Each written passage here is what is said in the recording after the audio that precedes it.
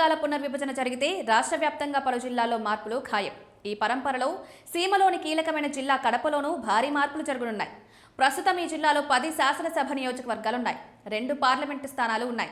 అయితే పునర్విభజన జరిగితే ఈ సంఖ్య పెరుగుతుంది.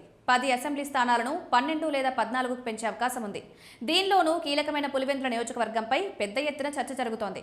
పులివెందుల నియోజకవర్గం వైసీపీ అధినేత జగన్ కు సొంత స్థానం కావడంతో ఇక్కడ పాగా వేయాలన్నది కూటమి పార్టీలకు ప్రధాన లక్ష్యంగా ఉన్న విషయం తెలిసిందే. ఈ క్రమంలో అనేక ప్రయత్నాలు కూడా జరిగాయి. అయితే ఇప్పటి వరకు ఈ ప్రయత్నాలు గత 20 ఏళ్లలో ఫలించలేదు. కానీ ఇప్పుడు పునర్విభజన జరిగితే పులివెందులలోని కొన్ని మండలాలను విడదీసి వేరే నియోజకవర్గంగా మార్చే అవకాశం ఉంటుంది. దీనిపై స్థానిక నాయకులు దృష్టి పెట్టారు.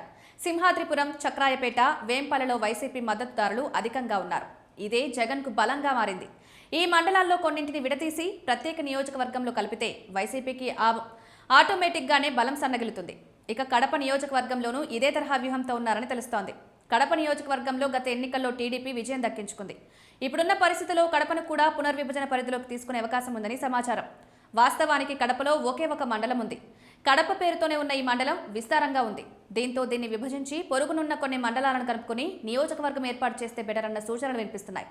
ఇక కమలాపురం, ప్రొద్దుటూరు నియోజకవర్గాల్లోనూ ఇదే తరహా చర్చ నడుస్తోంది. మొత్తంగా కడప జిల్లాలోని 10 నియోజకవర్గాల్లో ప్రధానంగా పులివెందులలో మార్పులు తథ్యమని సమాచారం. అయితే ఏం చేసినా జనాభా లెక్కలు మండలాల వారీగా ఉన్న అవకాశాలను పరిగణలోకి తీసుకుంటున్నారు.